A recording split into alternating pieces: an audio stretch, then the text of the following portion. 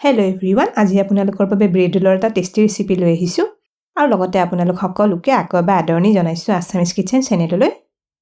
গধূলিৰ চাহ একাপৰ সৈতে এই ব্ৰেড ৰোল বা ব্ৰেড চপটো খাবলৈ খুবেই ভাল লাগে আৰু আপোনালোকে ঘৰতে থকা একেবাৰে কম বস্তুৰে এই ব্ৰেড ৰোলৰ ৰেচিপিটো বনাব পাৰিব।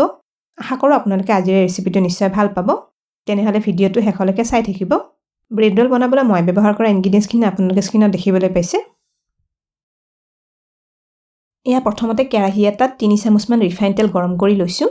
ব্ৰেড ৰোল বনাবলৈ আগতে আলু মছলাখিনি ভাজি লওঁ। এয়া এটা মিহিকৈ কাটি লোৱা পিঁয়াজ তেলখিনি দি ল'লোঁ। পিঁয়াজখিনি এতিয়া অকণমান ভাজি লওঁ। এতিয়া পিঁয়াজখিনিত আধা চামুচমান মিহিকৈ কাটি লোৱা নহৰু দি ল'লোঁ আৰু এয়া দিছোঁ আধা চামুচ মিহিকৈ ৰুকি লোৱা আদা। এতিয়া নহৰু আৰু আদাখিনি একেলগে অলপ ৰঙচুৱা হোৱালৈ ভাজি লওঁ। এইখিনি বেছি সময় ভাজি নল'লেও হ'ব। এইখিনি অকণমান ভাজি লোৱাৰ পিছত মিহিকৈ কাটি লোৱা অলপ বন্ধাকবি ইয়াতে দি দিছোঁ। বন্ধাকবিখিনিও অলপ সময় ভাজি লওঁ।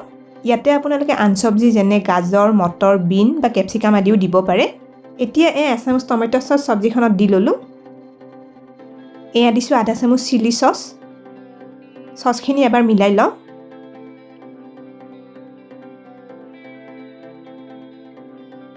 এতিয়া আধা চামুচ জলকীয়া গুড়ি ইয়াতে দি দিছোঁ। এয়া দিলোঁ আধা চামুচ জালুকৰ গুড়ি আৰু এয়া দিছোঁ আধা চামুচ গৰম মছলা। লগতে জোখমতে অলপ নিমখ দি দিছোঁ। মছলাখিনি মিলাই আৰু অকণমান ভাজি লওঁ।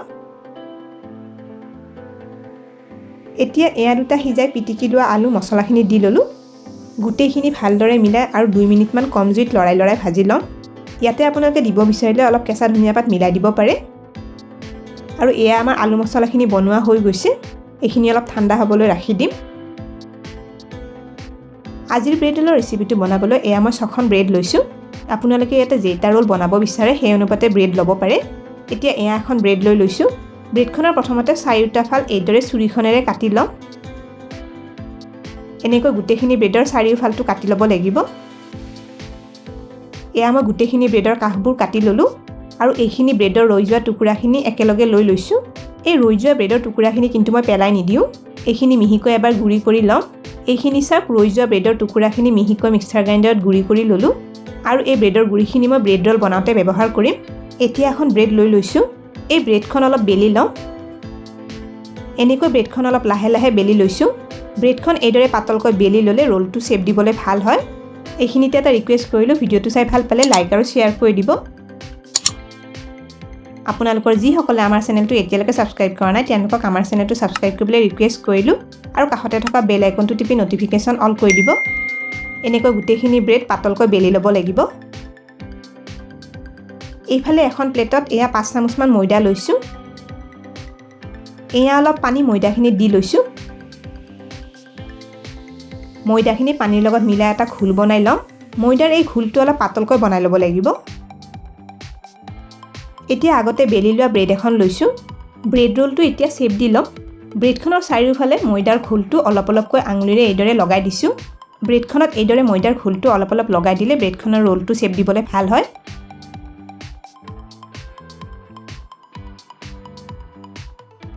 আৰু এতিয়া এইখিনি আগতে ভাজি থোৱা আলু মছলা অলপ লৈছোঁ।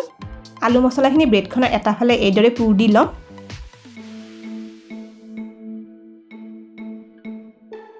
এতিয়া ব্ৰেডখন এইদৰে মেৰিয়াই এটা ৰোলৰ শ্বেপ দি লওঁ।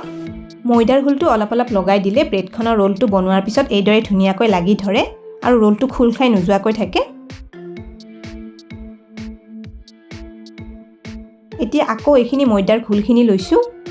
বনাই লোৱা ব্ৰেডৰ ৰোলটো ময়দাৰ ঘোলটো দি লওঁ। ৰোলটো ভালদৰে এবাৰ ময়দাখিনিত এইদৰে লেটিয়াই দিছোঁ। এতিয়া এইখিনি ৰৈ যোৱা ব্ৰেডৰ টুকুৰাখিনি যে গুড়ি কৰি লৈছিলোঁ সেইখিনি লৈছোঁ। ৰোলটো ব্ৰেডৰ গুড়িখিনিত দি এইদৰে এবাৰ লেটিয়াই লওঁ। এইদৰে কৰোঁতে চাব যাতে ব্ৰেডৰ গুড়িখিনি ৰোলটোৰ চাৰিওফালে ভালদৰে লাগি ধৰে।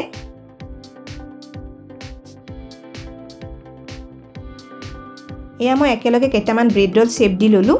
এতিয়া এইখিনি ভাজি লওঁ। সৰু কেৰাহী এটাত ৰিফাইন তেল অলপ গৰম কৰি লৈছোঁ। তেলখিনি অলপ ঠাণ্ডা হোৱাৰ পিছত এয়া ৰোলকেইটা তেলত দি লওঁ। মই কেৰাহীটো সৰু লৈছোঁ বাবে এবাৰত দুটাকৈ ৰোল ভাজিছোঁ। আপোনালোকে ডাঙৰ কেৰাহী ল'লে একেলগে বেছিকৈ ৰোল ভাজিব পাৰিব। এই ৰোলকেইটা এইদৰে চাৰিওফালে মাজে মাজে লৰাই ভাজি লওঁ।